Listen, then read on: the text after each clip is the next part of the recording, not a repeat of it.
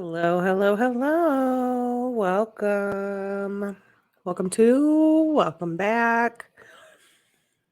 This is Rush to Judgment with Jessica. I'm Jessica. If you're new here, welcome. If you are returning, welcome back.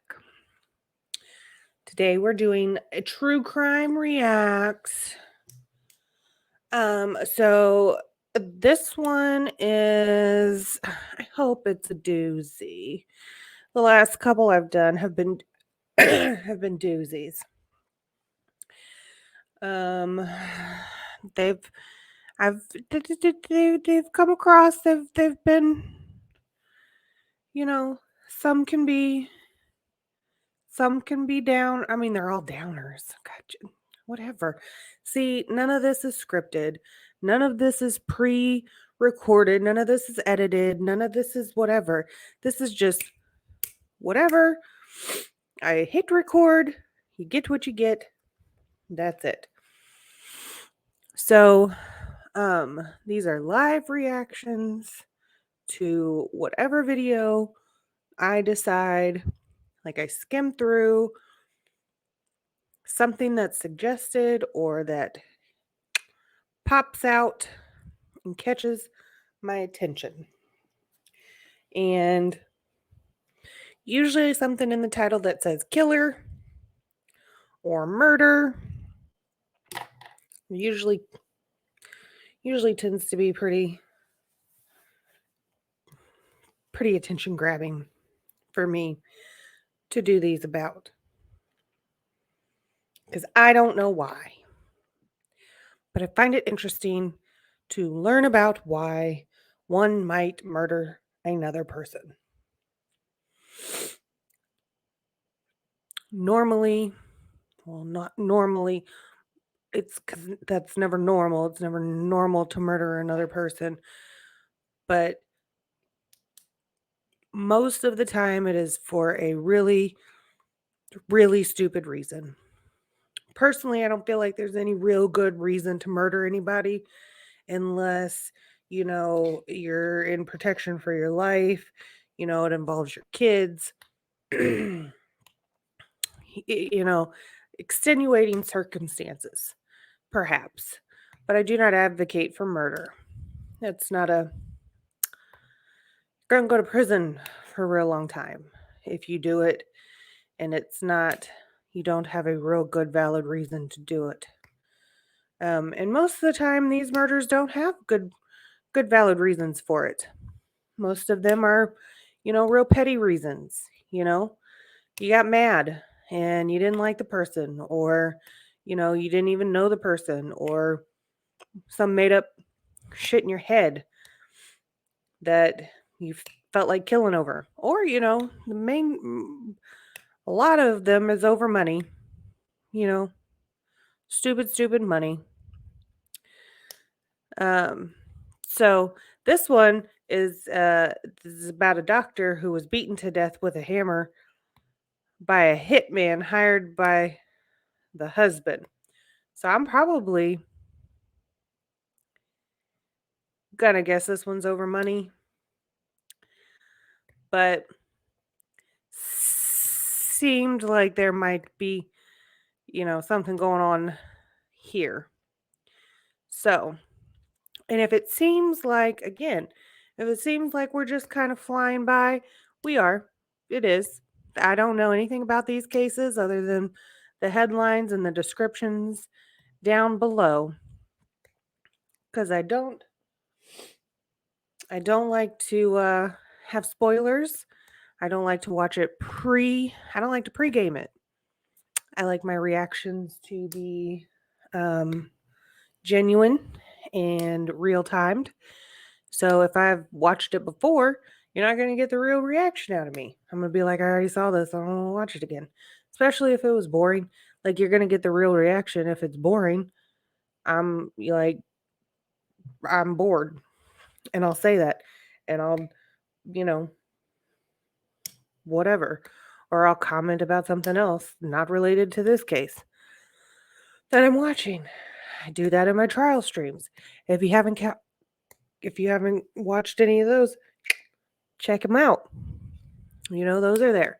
I got a couple true crime episodes, true crime reacts up on the page already.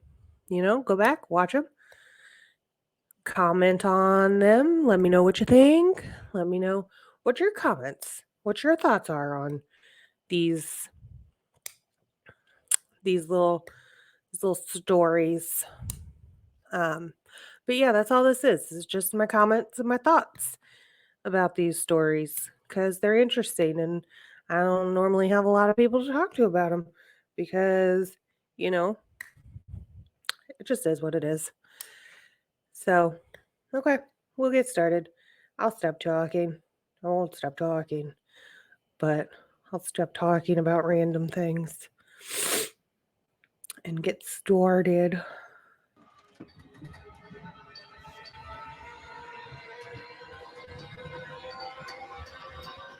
She came home not knowing that there were 2 killers waiting in her house for her.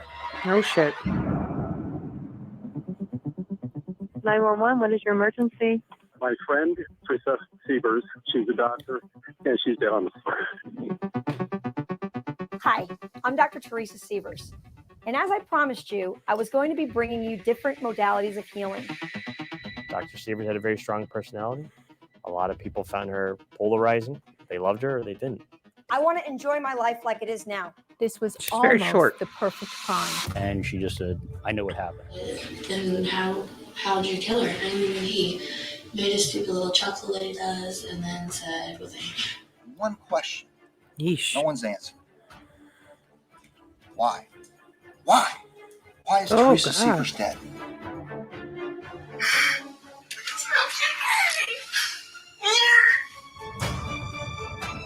Pure and simple, a tale of murder and salaciousness. You see that, paradise isn't paradise. And maybe these pieces of the puzzle are starting to add up. Over County 911, what's the address of your emergency room? Your wife is in a bar, you said she's unresponsive? This is what he's going to tell you. How to get out of that situation. And I grabbed the gun. Trying to find the first place to put a body. No, sir. The only thing they could do was kill him. You want to say anything? We, the jury, and to find the defendant Guilty. This defendant is guilty. Hi, I'm Dr. Teresa Sievers. Are we in She Florida? was well liked as a doctor. She had a holistic physician's practice. I don't know about No. you, but I'm not ready for postmortem. I want to enjoy my life like it is now. I think everyone that speaks of her, from including her family, talked about her being a dynamo. Are you ready to drop dead? I'm not. But at the age of 46, Dr. this is Teresa Florida. Sievers was found dead in the kitchen of her home in Bonita Springs, Florida, brutally murdered. I mean, this was a violent crime that occurred in the midst of an area that didn't see violent crime and on a street that didn't see violent crime. And people were upset. People were worried. This doctor had touched many lives and tried to help different people. So I started to get calls from all over. My son goes to that doc. My daughter-in-law goes to that doc. Wow, what a wonderful woman. She was last seen alive at the Fort Myers, Florida airport the night before.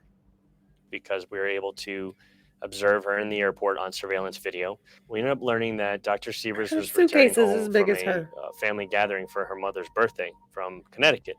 Her husband, Mark, and 2 daughters, Josephine and Carmela, stayed behind. And mom came home because Dr. Sievers was the primary breadwinner and she had a practice to run. But the next day, Dr. Sievers failed to show up at her doctor's office. The employees at her job started texting her husband, Mark Sievers, saying, hey, Dr. Sievers isn't here. So her called her neighbor, Dr. Mark Petritas, to check on her. Hey, Mark. This is Mark. Teresa's not at work yet. And the office is calling and texting, and we can't get through to Teresa. Maybe she's just sound asleep. It's just not like her. In all the years I've known her to be a half hour late for work. Dr. Mark Petritas was the first one who found her. 911, what is your emergency? I'm at a friend's house. He's out of town, and I came here to check on his wife. And she's dead on the floor. Oh, sir, hold on. Yeah. Stay on the line. Yes, yes. Okay. You're doing very well. And she's bashed in the back of the head. And she's cold. She's dead cold. Oh, there's a It trial for appeared the that nothing had Flanyel. been taken. Did not appear that the house had been ransacked. There was nothing that indicated what the motive might be for what was a very vicious crime. On my initial observations, that she has sustained significant head trauma, blunt force in nature, and there was a large pool of blood. She was a smaller female. You could tell that it was not something that happened quickly. The case was assigned to Lee County Sheriff's Detectives Mike Downs and David Levitt. There's no obvious smoking gun, for lack of a better choice of words. Pretty much everybody's a suspect at that point. Because it was a hammer. Who does her nails? Who does her hair? Who cuts the lawn? Do they have a house cleaner? Have they had any issues with anybody? Does she get along with everybody at work? But nothing really seemed to pan out. We did later find out that she also had a very strong personality, which can rub people the wrong way. It's not wrong. Why? Because she was a strong lady. There was also speculation that Dr. Sievers had been targeted because of her practice as a holistic doctor. Why aren't we doing this kind of medicine for our body? You can have preventive medicine, but it's not the kind of medicine you typically get at your doctor's office.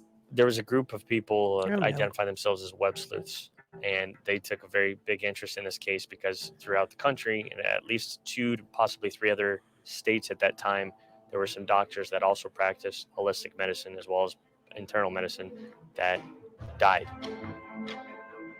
And the theory was that they were all murdered. And that we had to look at because, like Mike said, right now, it's everybody and their brother. The theory of it was that there were certain holistic doctors who were being murdered because they had maybe a cure for cancer or had something that the government or some kind of shadowy group didn't want them to talk about. But that turned out to be not to be the case. Just for the record, state your name one more time for me. Mark Sievers. And to be thorough, the detectives did conduct an interview with Teresa's husband, Mark, once he returned from Connecticut. Anytime there is a brutal murder of a spouse, one tends to look or at least glance at the other spouse. But in this case, the spouse was thousands of miles way far away in Connecticut at the time that the crime was committed, with an alibi that was absolutely But I bet airtight. you. I feel so, I guess I feel pathetic, but at the same time, there's so much going on. But it's hard. I feel that I could stop this from happening. How do I get over that? You probably could have if you wouldn't have hired a hitman. You're correct, sir. Can you tell me when she died? I need to know what she tortured was, what happened to her. We can't tell this stage. We're still working on that. Yeah, but she had so much to offer the world. She was really, everyone says this about their wife. It should have been me. I should have been home.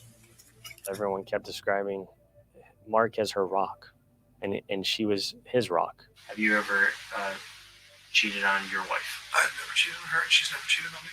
Have you ever had anyone have an unhealthy obsession with either you or your wife or your kids or anything? I absolutely can't think of anybody that could have been with that at all. The detectives ended the interview so Mark Sievers could plan Teresa's funeral and grieve with their 2 daughters. Yeah, the funeral was befitting somebody of her stature. Here's this lady that really helped everybody, and now she's gone. And they mourned that fact. But still not a single clue about who had been waiting for Teresa that Sunday night as she pulled into her garage after telling her husband she was home and she was safe. How had Probably anyone people your gone into husband this told crime scene, committed this horrific crime, to be there. and left absolutely no trace evidence? This was almost the perfect crime. Until a late night phone call would lead detectives to a small town in Missouri. And Another we catch a Missouri. break. We catch a break. We get a tip. Holy And shit. she just said, I know what happened. What small town in Missouri? The call that would be the turning point in the case came into the Lee County Sheriff's Office late at night, some 2 weeks after the murder of Dr. Teresa Sievers. Thank God. I thought, praise God. Seriously. The tip came from a family friend of a man in a small town in Missouri, Hillsboro, Missouri. A man by the name of Curtis Wayne Wright, a 5-time convicted felon. I feel like I've heard that name before. Sure enough, the more we dug, the more evidence started to pile up for us, thankfully. And soon the detectives were on the trail of a second career criminal who was a close friend of Curtis Wayne Wright, a man by the name of Jimmy Ray Rogers. Jimmy Ray Rogers liked to call himself the Hammer. It was on his Facebook. He liked to refer to himself as the Hammer. Both men, Jimmy Ray Rogers and Curtis Wayne Wright, were now very much persons of interest, but they both had denied being in Florida at the time of the murder. And Curtis Wright told us that during the weekend of the murder, first he told us he was home, sick in bed, never left his trailer. And then he, at one point, he said, well, I doubt in it. the car all weekend. And Jimmy was beside himself.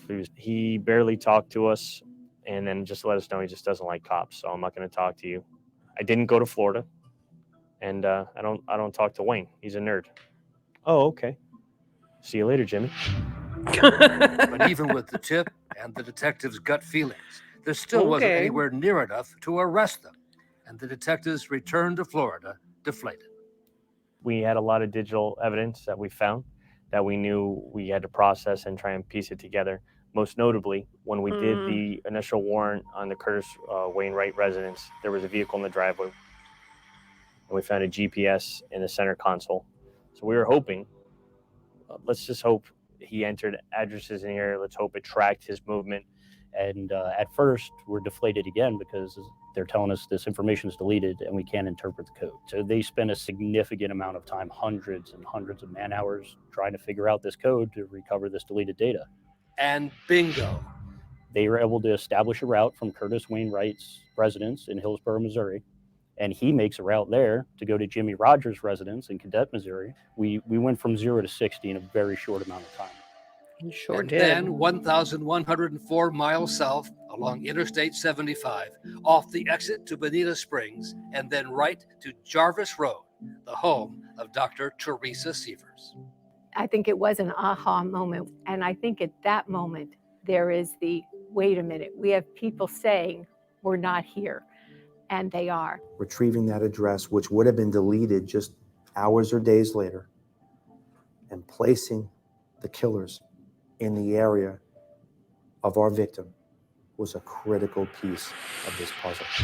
And the GPS data showed their every movement on the way south. One of the significant locations was a Walmart, actually right across the street from the sheriff's office here, where we're able to capture what we believe and what is evidently Curtis Wayne Wright and Jimmy Ray Rogers walking in Walmart, buying a number of suspicious items, lockpick set, garbage bags, cleaning items, things like that. So now we know they're down here. We could see them clear as day on the video. On the day Dr. Sievers returned home. We couldn't even believe it. The only thing we can think of is that they never thought we'd ever come up there because it's over 1,000 miles away, that they never would put 2 and 2 together. And when the detectives returned to Missouri and went to question the Hammer's girlfriend, Taylor Showmaker, they hit even more pay dirt. And she started crying. She sang. I know what happened. She not a ride or die. I knew that he had something to do with it. Okay. And then he started asking me questions like, what do I know about? And I'm like, well, I know you went down there to kill somebody. And then he said, yeah. Yep. Just in passing. Sure I did. said, did you shoot her? And he said, no. And I said, then how'd you kill her? And he made a stupid little chuckle that he does and then said, with a hammer. You said with a hammer? Yeah. Her man had confessed to her while lying in bed. It's huge because he actually confessed. Jimmy Ray Rogers confessed to the murder and specifically said that they used a hammer, which is consistent with the physical evidence that we recovered from the scene. And then Taylor Showmaker took Detective Levitt to the area where she had helped her boyfriend, the Hammer, dispose of some of the evidence, including a blue jumpsuit he said he wore during the murder. Case number 15-268513. Time now is currently 6:38 p.m. on Tuesday, August 25th, 2015. All right, Mission Maker, can you just walk me over to where you've identified the overalls? And then she goes, there it is right there. And sure enough, we get out, we walk up to it, and it's a blue jumpsuit sitting on the side of the road. How did we come to find these items there? Okay, and what was the reason for throwing these out the window? Because he murdered somebody. Who's he? Jimmy Rogers. They had their evidence. They had their killer.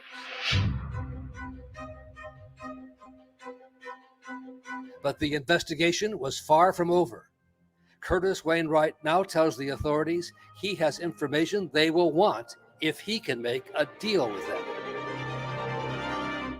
So as Of difficult course. as it was to us a decision that had to be made to let Wright plead to second-degree murder and receive a sentence of 25 years, provided he testified truthfully. Wright's information involved his best friend in high school, back in Missouri, Mark Sievers, Teresa Sievers' husband.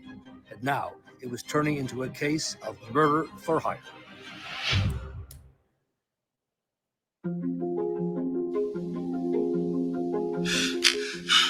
Just breathe. Just slow breathing. Tell me you get out and you feel better. Through the nose. There you go. See? Even before his best friend in Missouri had implicated Mark Sievers in the murder of his wife, Teresa, the detectives were already suspicious of Sievers, especially They after even look a alike. second round of questioning. We've met many people through our investigations that have lost a loved one, and he They're seemed friends? When detectives would leave the interrogation room, they had a sense Sievers was playing to the cameras.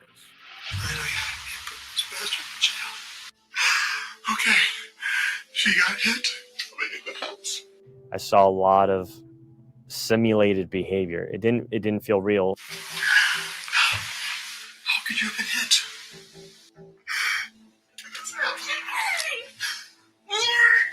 It was so much of a, what would appear to be so much of a show.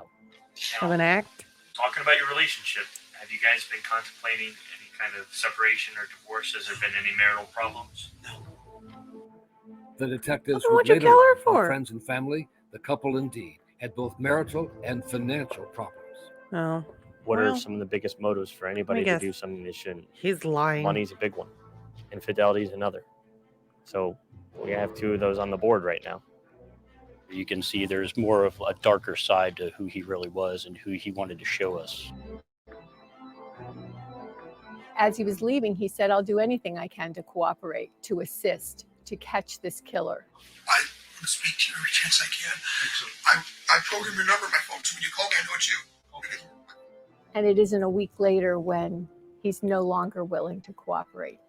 Hmm. He had his lawyer contact us and shut off all contact. He ghosted us. He stopped talking. He stopped cooperating. But prosecutors did not need Sievers' cooperation to make their case. And the first test came with the trial of Jimmy Ray Rogers, everything hinging on whether a jury would believe Curtis Wainwright and his chilling version of the murder of Teresa Sievers. We came there to kill her. Teresa Sievers' mother and sister were in the courtroom every day. Were you able to see where he was hitting her with the hammer? In the head. And what happened after she fell on the floor? He continued to hit her. He continued to hit her?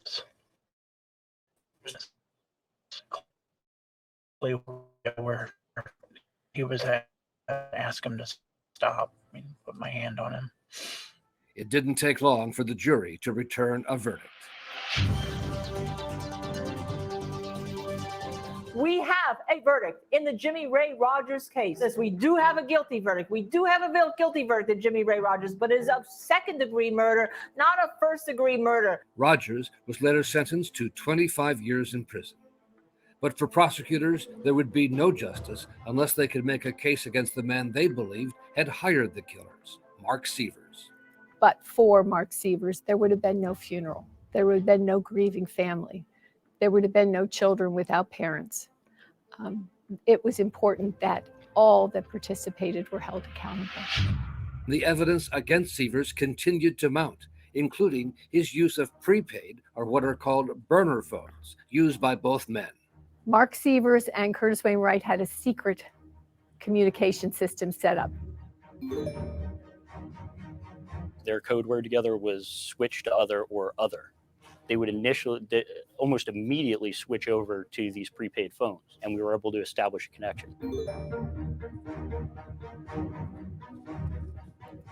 According to what Wright told the detectives, The plan for the murder was made when Mark Sievers attended Wright's wedding in Missouri 2 months earlier. This is basically where it all, started to come together. Mark suggested 2 scenarios. One was to shoot her or kill her outside of the medical practice when she was leaving work one night. Curtis explains to me, he says, well, what if she's with somebody when she comes out of the medical practice? And Mark says, well, that'll be better because if somebody else is killed during the offense, then it's likely to keep the suspicion off of me or anybody else. So, and he explained it as collateral damage, which goes to show you the type of person Mark Sievers really is. Jesus. When the time came to arrest Mark Sievers, detectives knew from their surveillance exactly where to find him. Like, so but why? There wasn't really anywhere Mr. Sievers was going to go where we couldn't find him, unless he had a ride into outer space that we didn't know about. He was at home, but there was concern he was armed and might resist taking his daughters hostage. And we knew that if he had been watching TV and he knows we got him, we knew we had to get Mark Sievers. But most importantly, we had to extract him and save those children. The job fell to Detective David Levin. We knew he had many guns in the home, but his behavior was erratic. So that, coupled with the fact that if he knows he's getting arrested for the murder of his wife, he has guns in the home, and there's 2 little girls present. So we were very worried. So we get to the door. I see the girls' heads kind of perk up and look towards the door. And then I see Mark start to come towards the door, phone's in his hand, and he turns around and starts to walk away. So I said to the deputy that was with me, said, we're giving this another 5 seconds and we're forcing entry. Fortunately, within half that time, he came back, opened the door, and leaned out with his phone in his hand and grabbed him by his wrist. You're under arrest for murdering your wife. And when Mark arrived, he had a smirk that I'll never forget. It was a smirk. It was a 1,000-mile stare. He was ice cold. You could look at him and see he was ice cold, no blood in his veins, and he knew he was caught.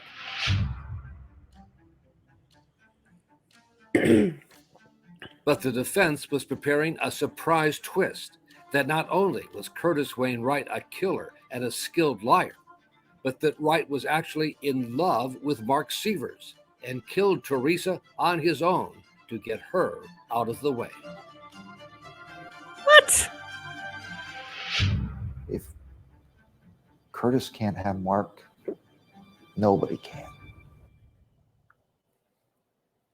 What? Good morning, everybody, and welcome to Law and Crime. Right now, we are going to see opening statements at around 10 a.m. Eastern Standard Time in the trial of Mark Sievers. With reporters fascinated about how much Mark Sievers and Curtis Wayne Wright looked like each other. They do That's look what I said. nearly identical. I can't wait just to see these 2 former best friends looking at each other in court, one of them testifying against another. That's something straight out of a movie.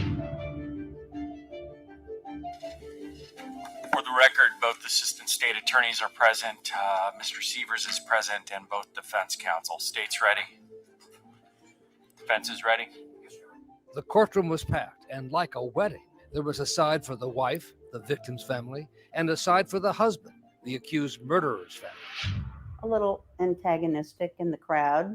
But unlike that day 12 years earlier, when Teresa and Mark Sievers were married, there was no joy on either side today.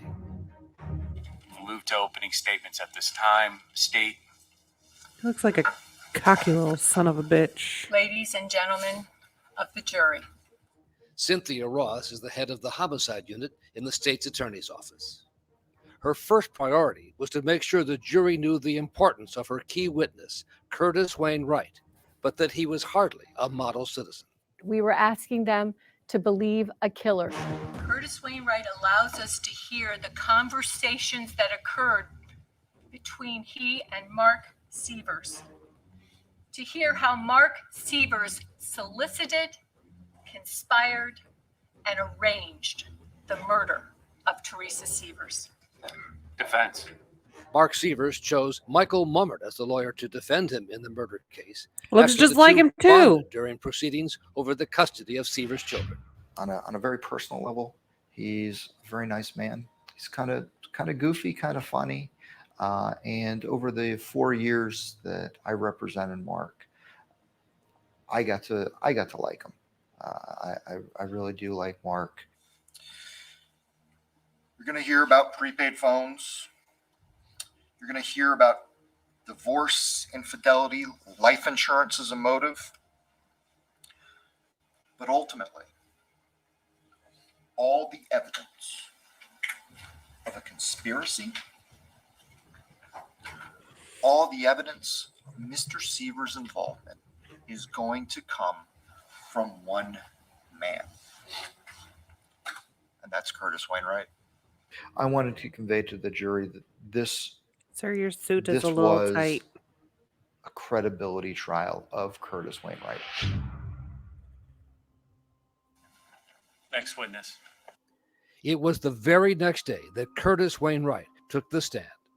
And at first, Sievers gave off the impression of not having a care in the world, smiling and cracking jokes with his lawyer. But that would quickly change. Do you solemnly swear or affirm that the testimony you're about to give? Wright was questioned by prosecutor Hamid Hunter. The biggest moment in the trial was Mr. Wright taking the stand. These two men have been best friends most of their lives. Mr. Wright, who killed Dr. Teresa Sievers? Jimmy Rogers and I physically did it, but Mark Sievers was also involved in the planning. Why did you do it? I was asked to do it. By whom? Mr. Sievers. Is Mr. Sievers in court today? Yes, he is. Can you please point to Mr. Sievers and identify him by an article of clothing? He's the middle gentleman there at the table. The darker colored. Look jacket. at him. Well, I'm not a fan of Curtis Wright. He's a killer. He's an admitted killer. And so we went straight at him. There wasn't going to be any compromises for Mr. Wright. And Wright was immediately confronted about his earlier lies when he tried to pin all the blame on Jimmy Ray Rogers.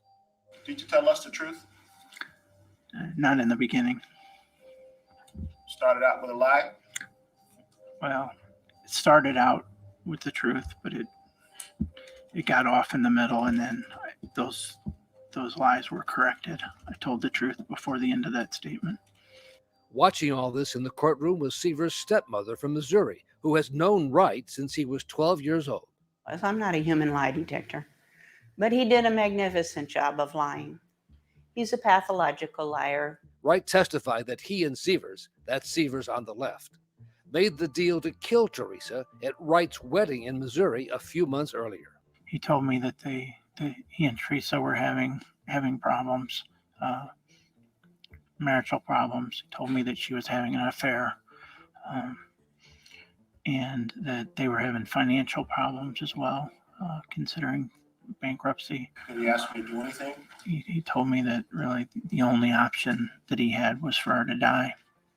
And he said that he needed to have her killed. Wright said he received a $600 check from Sievers to cover expenses for driving to Florida, with the promise of much more to come.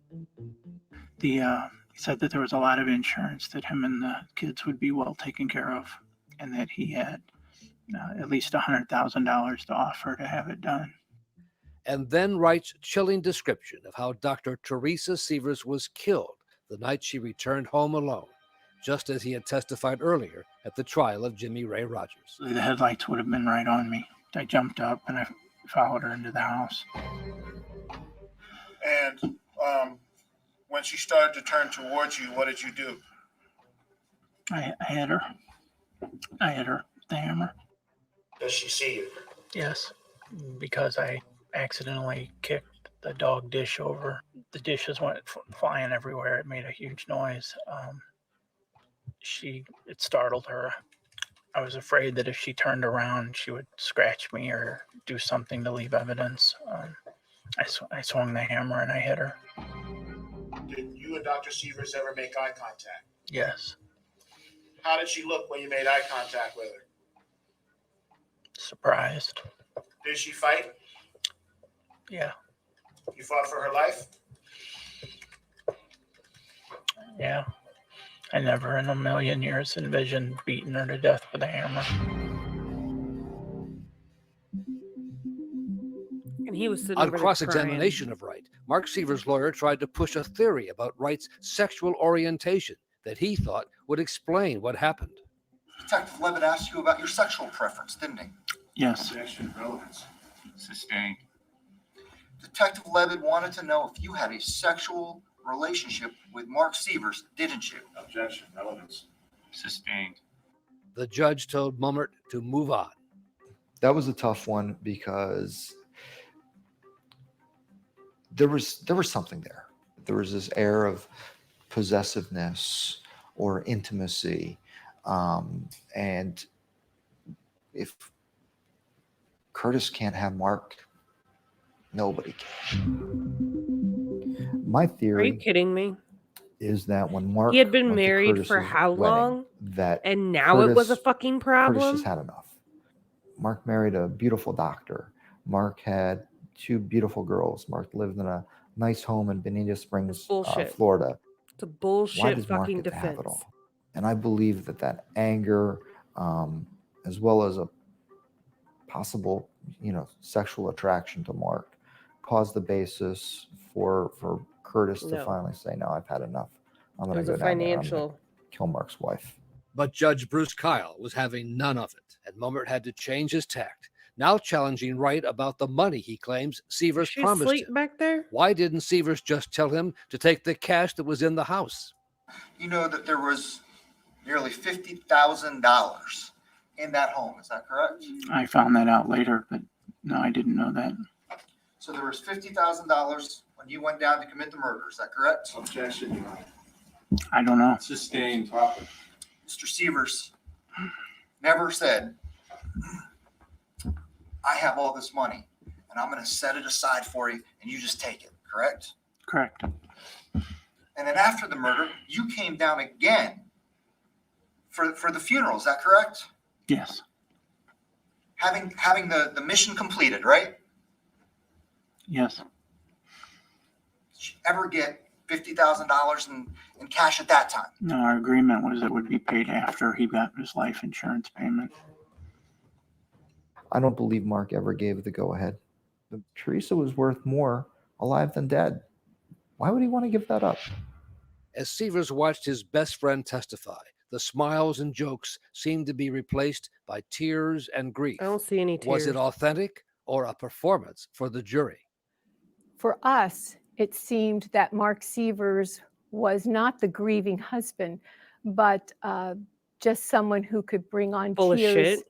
when desired. And so we hoped that the jury would see those tears for what they were, not of those of a grieving husband, but those of a manipulator. But some of the jurors had been in tears too.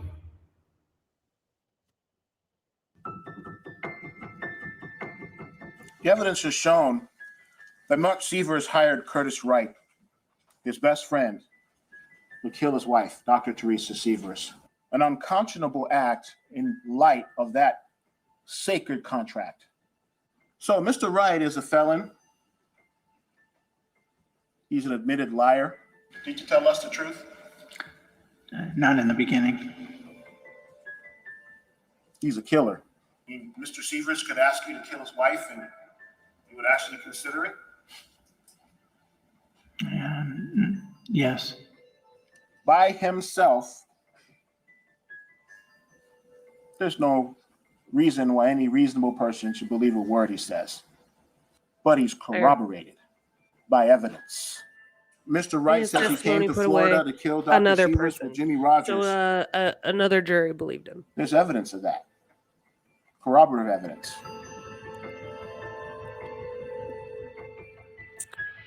I want you to consider asking why. I want you to keep asking why. She's not a captain of industry. She's not a politician. Hi, I'm Dr. Teresa Sievers. She's a medical doctor and a mother of 2. and her wife, and she's dead. Good morning. You've now heard all the evidence. On one question, no one's answered. Why? Motive. Why? They tell you. They Why don't is have to Teresa prove motive. Sievers dead? The best answer we can give you, But they she play is on that dead every time. because Curtis They tell Wainwright you. killed her.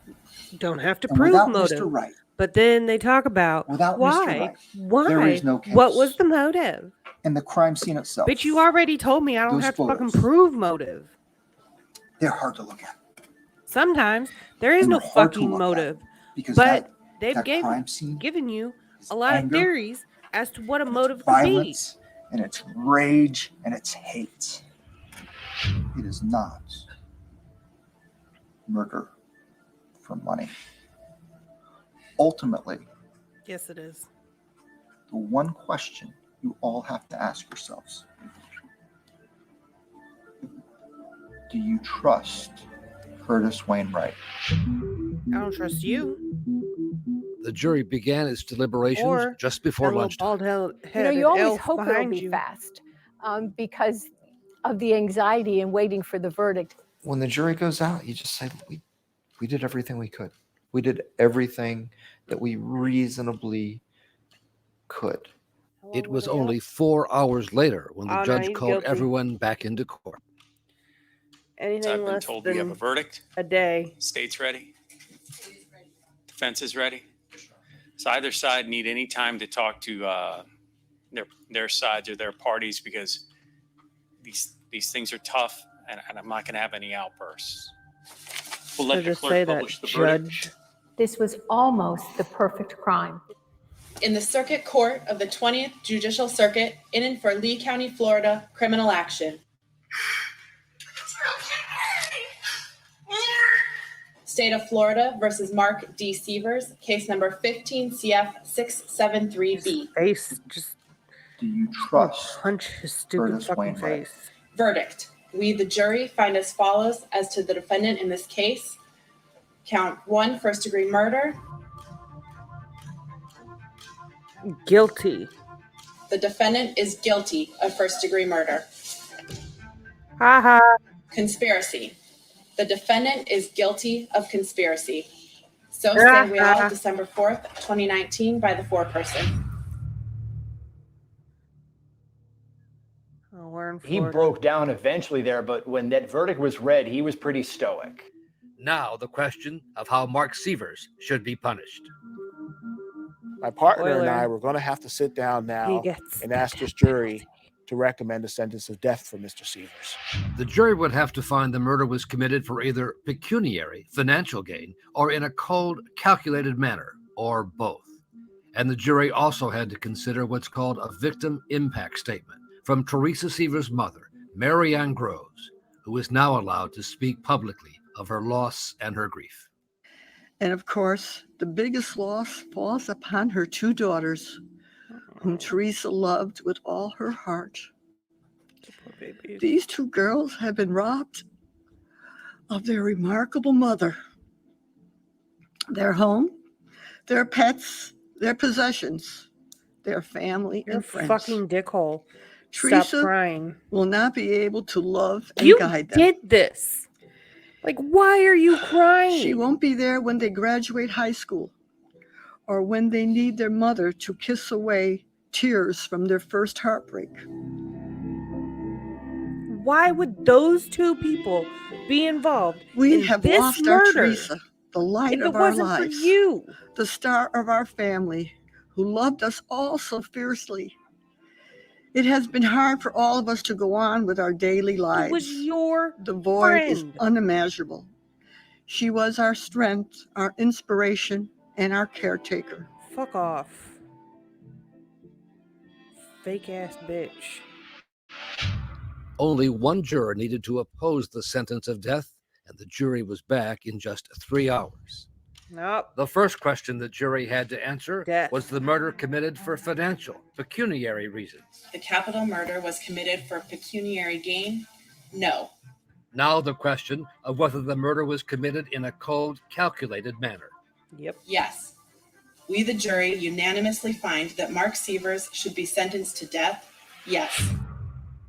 But the judge still had the power to overrule the jury's death sentence.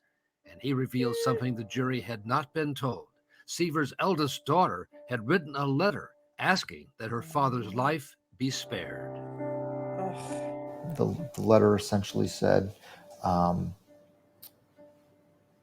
in not so many words, while I don't want a relationship with my father, if I decide that I might at some time in the future,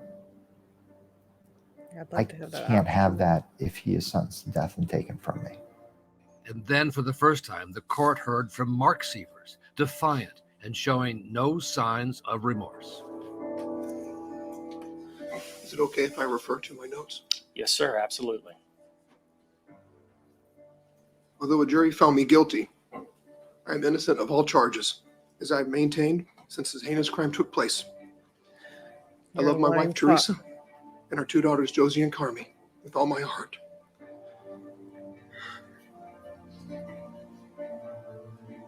Our girls have tragically lost their mommy, and now they're about to lose their daddy as well. Therefore, Because I of you. respectfully ask the court for life, is not to compound their loss and suffering. I am grateful, however, that the court can only determine my fate on earth, while my soul is in God's hands.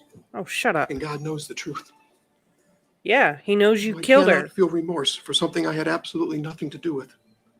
I am deeply saddened and forever heartbroken, to say the very least, that Teresa was taken from us. Mark Sievers was crying for Mark Sievers. He Yep. hadn't shed a single tear for Teresa Sievers at any time. The only tears Mark Sievers ever shed were for Mark Sievers. Teresa is my soulmate. You're a fucking I will miss clown. her and cherish her memories until we are reunited in heaven. Until then, I will fight this wrongful conviction until I am proven innocent and set free to rejoin my family. Nah. Now the judge had to weigh the factors in favor of overturning the jury's decision that Mark Sievers should be put to death. I will note for the record that his children do not want the death penalty imposed. And he was a hands-on, devoted father, and he did help people who were in need. But it was not enough. A jury of 12 have found you guilty as charged, so you are guilty. And this is the order of the court that you be sentenced to death, sir. You feel so terrible for the family. I feel so terrible for the girls because their father orphaned them. Mark, Yeah. even if you believe everything they said, did not commit an act of violence. Mark is the only person on Florida's death row right now who did not commit an act of violence. To hear the judge say death penalty, justice is served. He got exactly what he deserved. He got exactly what he deserved. I judge people's actions. I don't judge people's souls. And if I'm wrong, and hopefully God will have mercy on both of us. Fair.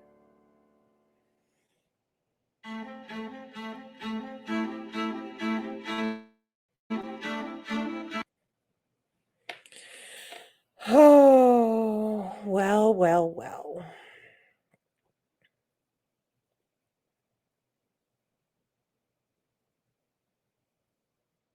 I mean, what do you do with that? What do you do with that? Like, he just sits there and cries because he's oh so sad.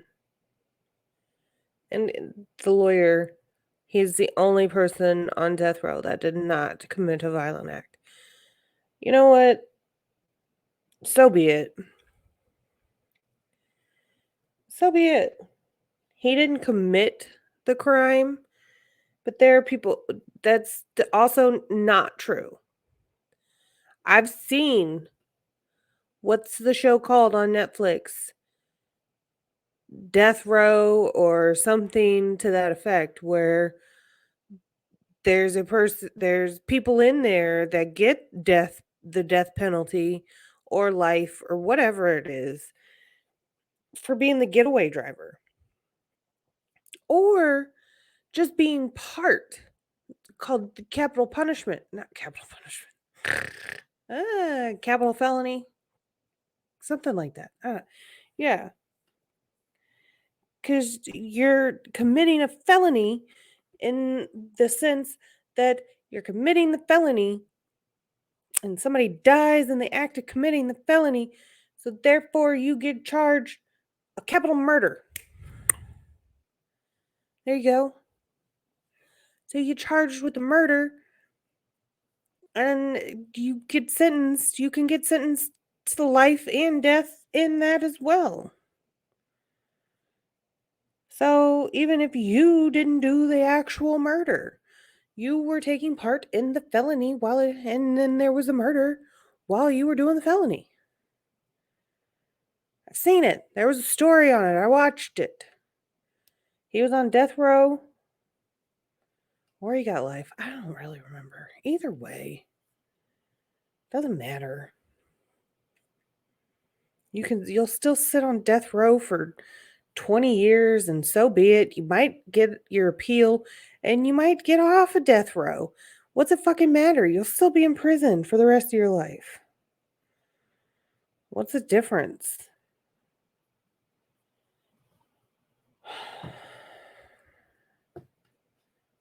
Who cares?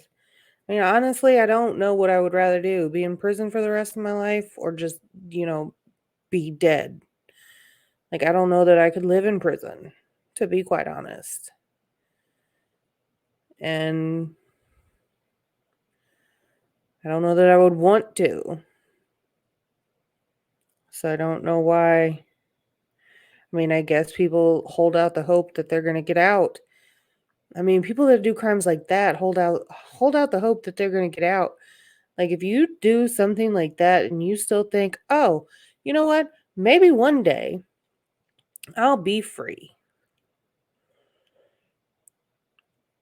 Maybe.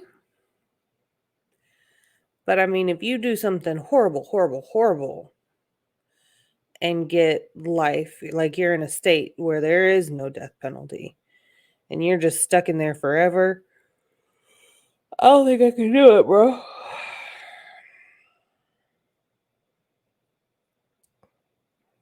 I don't know. I don't think I could do it. But anyway, again, ladies, watch out. This poor lady, again, with the husband. The second one in a row. Her husband killed her. Hired somebody to kill her. And for what? They never really said for what. Was she cheating on him? I don't know. They didn't really get into that. Maybe. Were they in financial troubles? Maybe they didn't really get into that. But again, you don't actually have to have a motive to prove there was a murder or to prove anything for the murder. They tell you that. If you listen to jury instructions or you listen to whatever instructions they give you, you don't have to prove motive. It's nice if you have a motive. It helps explain things. But you don't have to have a motive. It's not a necessity. So, sorry. Okay. Well, that's all I got. Let me know what you think in the comments below. And I shall see you on the next one. Like, comment, subscribe down below, all of the things. And I will see you again. Bye. See you later. My puppy is chewing on her foot. Later.